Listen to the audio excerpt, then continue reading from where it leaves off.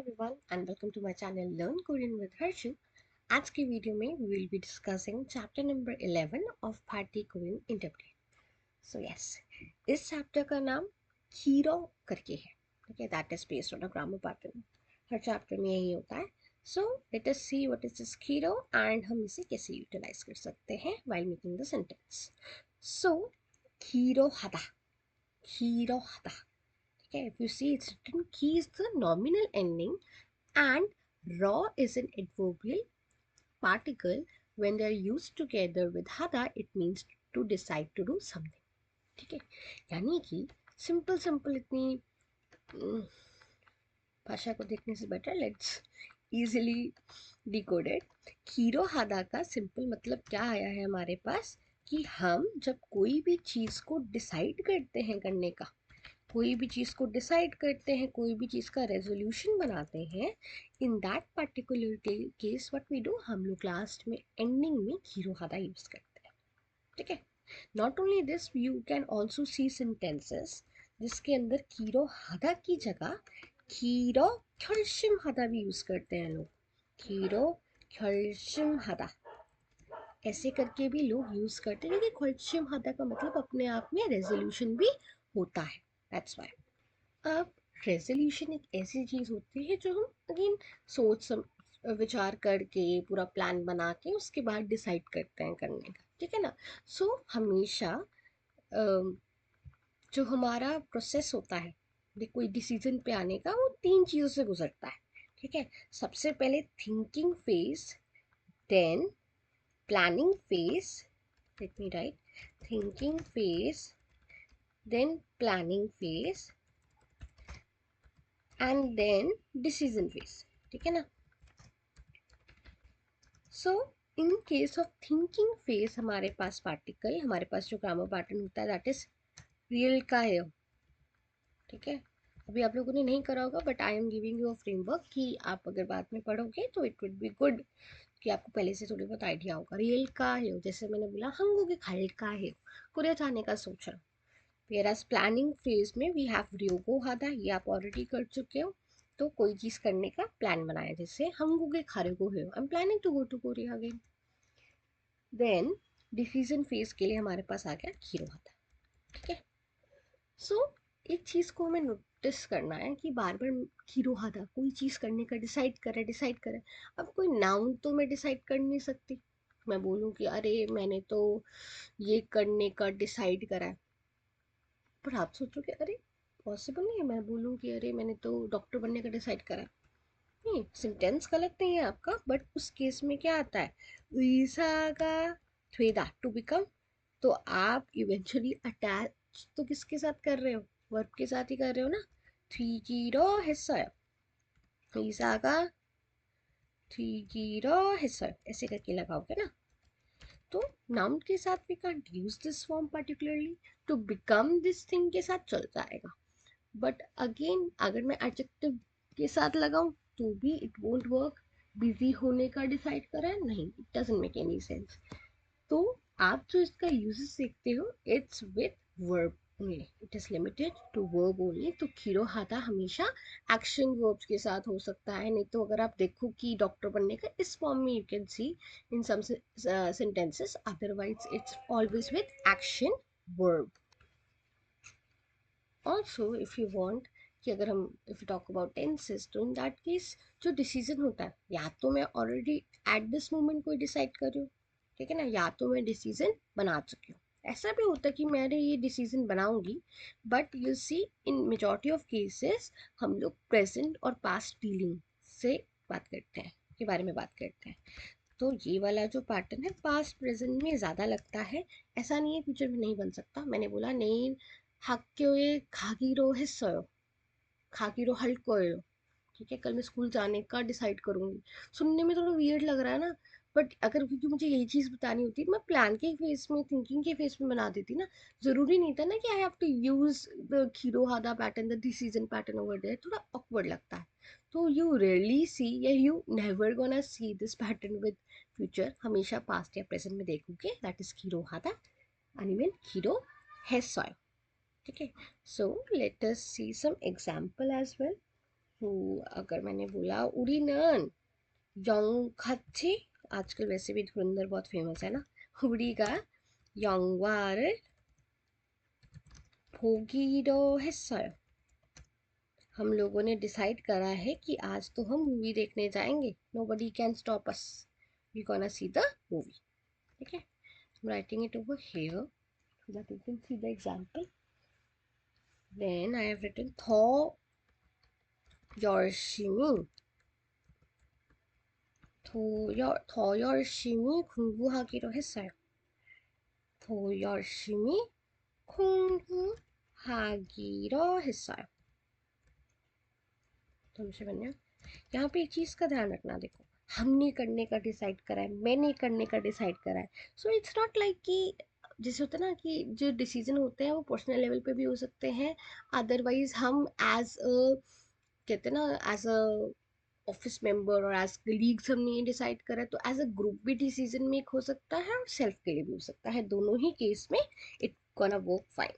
Then 담배를 negation में भी आप यूज कर सकते हो, 담배를 피우다, तो सिगरेट पीना, 담배를 피우지 않아요, तो 피우지 않기로 했어요, I've decided कि I'm not gonna smoke from now onwards. ऐसे करके भी you can make the sentence.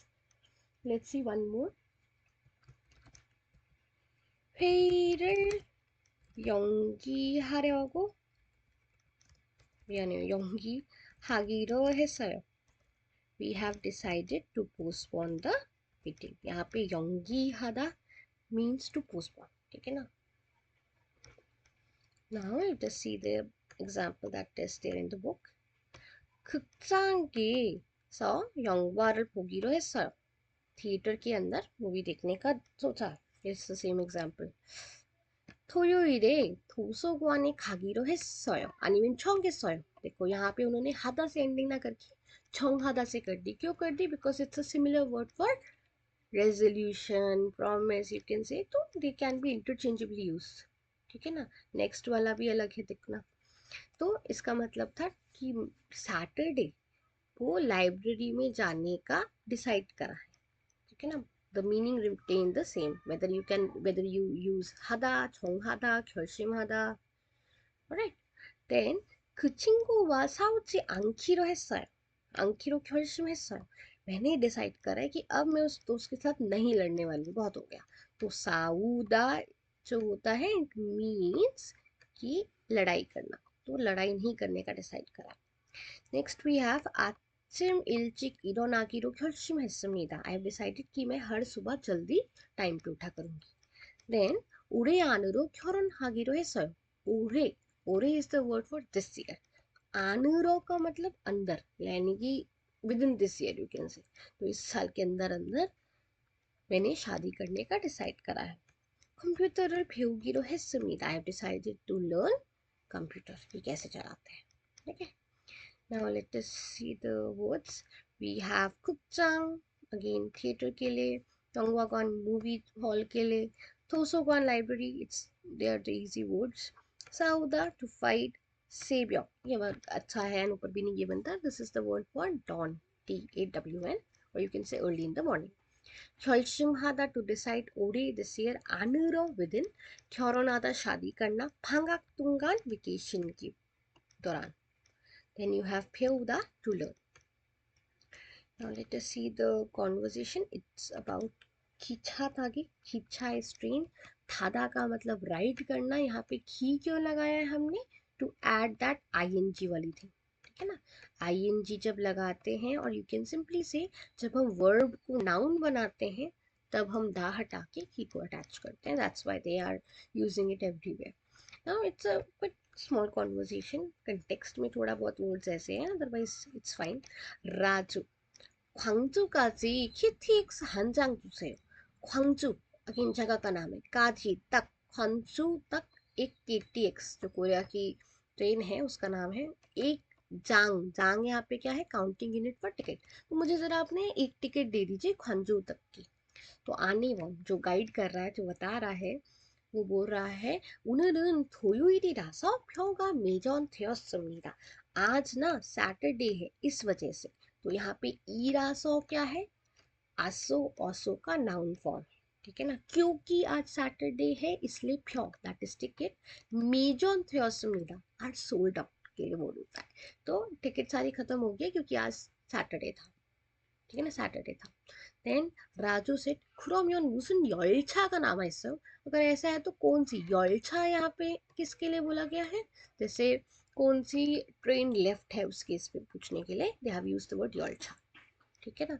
सो आने वन से सेमाल हो ओहू, again this is the name of the train, जैसे यहाँ पे होती है ना, वी हैव राजधानी एक्सप्रेस, वी हैव, मतलब अलग अलग ट्रेन का नाम होता है, वैसे यहाँ पे भी सेमाल हो is the name of the train.